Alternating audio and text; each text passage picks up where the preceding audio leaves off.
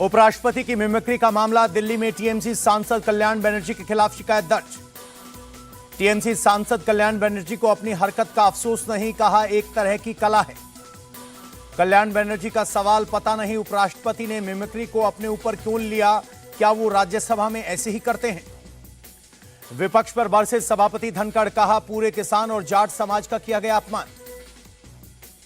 सभापति धनखड़ ने कांग्रेस अध्यक्ष खड़गे पर साधा निशाना, कहा मेरे अपमान पर वो चुप रहे, खड़गे की चुप्पी खटक रही है।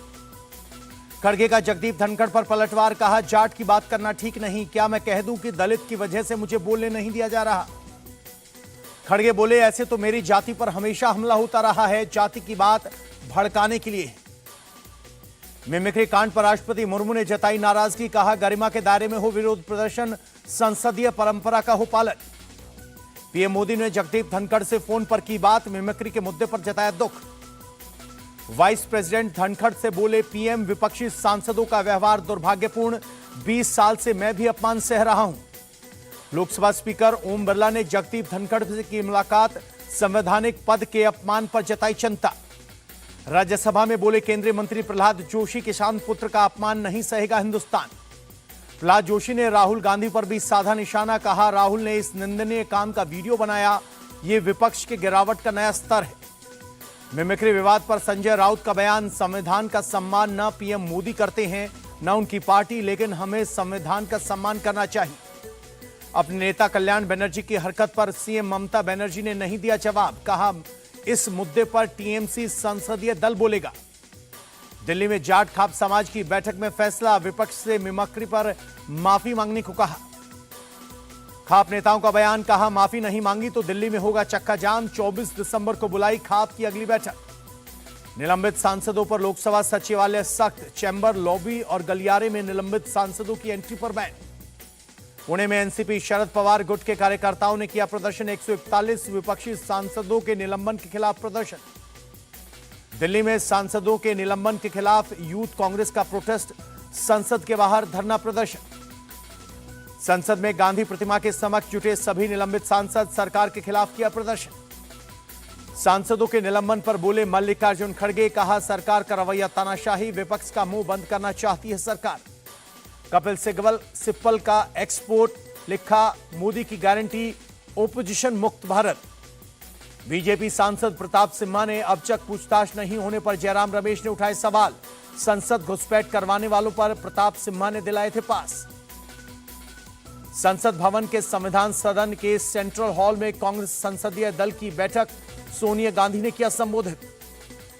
सोनिया गांधी का मोदी सरकार पर अटैक, कहा देश में लोकतंत्र का गला घोटा जा रहा है। सोनिया गांधी बोली केवल सवाल पूछने पर सांसदों का हो रहा है निलंबन, इतने सांसद पहले कभी नहीं निलंबित किए गए।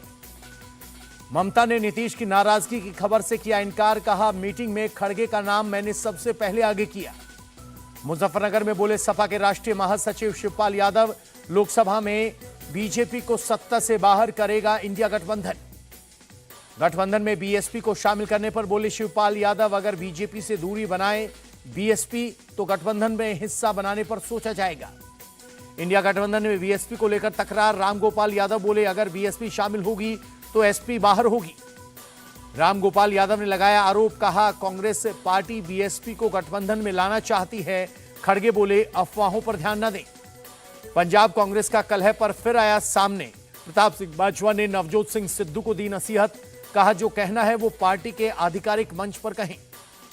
एमपी में नरेंद्र सिंह तोमर बने विधानसभा अध्यक्ष, सीएम मोहन यादव ने रखा तोमर के नाम का प्रस्ताव। ममता बनर्जी ने 10 सांसदों के डेलीगेशन के साथ प्रधानमंत्री मोदी से की मुलाकात, पीएम से केंद्र से जारी फंड को रिलीज करने की मांग की। पीएम से मुलाकात के बाद बोली ममता बनर्जी, हमारा पैसा 110 दिनों से रुका हुआ है, पीएम ने हमारी बात ध्यान से सुनी। ममता ने कहा हम पहले भी 3 बार पीएम से मिल चुके हैं, इस बार पीएम बोले केंद्र के अफसर से बात करेंगे।